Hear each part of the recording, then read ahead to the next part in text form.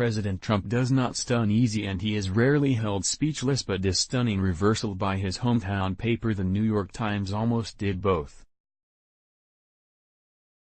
The New York Times, via an op-ed, praised Trump and apologized for spreading the Russian hoax and demanded other media do the same. Wow! From the Federalist Papers, President Donald Trump offered praise to the New York Times, a rare occurrence as it is the newspaper he despises. Do you believe this? The New York Times op-ed, Media and Democrats owe Trump an apology. Well, they got that one right, he said. President Trump was referring to a story written in the Times titled "Barr is Right About Everything. Admit you were wrong." The piece was written by Christopher Buskirk, who is the editor of the American Greatness Journal and an opinion writer for the Times. The American political and media elites that spent the first 2 years of the Trump administration promoting the Russian collusion hoax have some explaining to do. And not merely explaining, they owe the president an apology, he said. From the New York Times, the American political and media elites that spent the first 2 years of the Trump administration promoting the Russian collusion hoax have some explaining to do. And not merely explaining, they owe the president an apology. As Attorney General William Barr said on Thursday before releasing the Mueller report, after nearly 2 years of investigation, thousands of subpoenas, and hundreds of warrants and witness interviews, the special counsel confirmed that the Russian government sponsored efforts to illegally interfere with the 2016 presidential election but did not find that the Trump campaign or other Americans colluded in those schemes.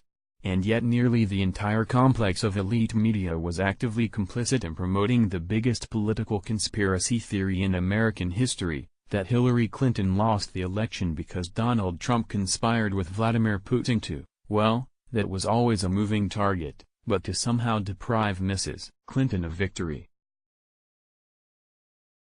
What we now know definitively is that Robert Mueller, the special counsel, and a team of very accomplished, mostly Clinton-supporting, prosecutors were unable to find evidence of a conspiracy that had been taken as an article of faith by Trump haters. Journalists don't like being called fake news, but too many of them uncritically accepted the Trump-Russia narrative, probably because of their strong distaste for Mr. Trump himself.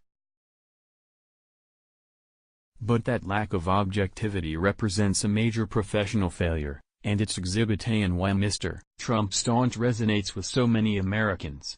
Gallup polling shows that for 69% of Americans, trust in the media has fallen over the last decade. Among Republicans, it's 94%, for independents, it's 75%, and for moderates it's 66%. Only among self-identified liberals and progressives does a majority continue to trust the media. They like what they hear. To the public figures who promoted the collusion story, I say, own it. Just admit you were wrong. It won't feel good at first. But when the initial sting passes you will find it liberating. And people will respect you for it.